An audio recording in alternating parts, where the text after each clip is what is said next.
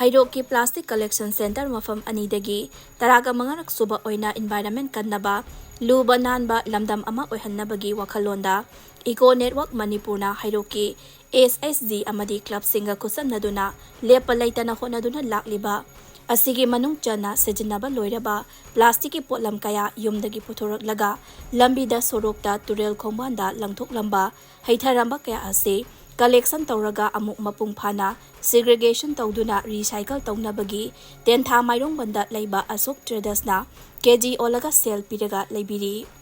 Meeoiba Eikhoina Plastic Mapham Chana Loisildabana Pollution Toklaknaba, Maram Oirakpani, Hojikti Sel Onthokpa Yarabanina, Plastic Amadi Atay Westing, Ariambada Manghanbiragano, Mapung Phana Segregation Taubiyo, Recycle Taunaba Sel Su Onthokpa, Environment Su Kanba, Lubananba Lamdam Amasu Ehanba, Asigumba Kanaba Asi, Kangmin Naduna Plastic na Jingba Amot Akai Mapham Jadabada, Langtok Larusi, Mapham Chana Plastic Sijinaba Kunai Ama, Oihal Minerase, Aduga, Maru Oina Plastic May Tabigano, May Tabana Cancer Foba, Nahalakpayay, Asi Kangbiraga, Plastic Amadi, Atay Weski Kanaba Asi, Miam Chupna, Kanghal Naba, Marilay Naba Department Singna, Jab Jan Mating Pangbiba Matautai, Loinana Eco Network Manipurna, Plastic Free Oiba,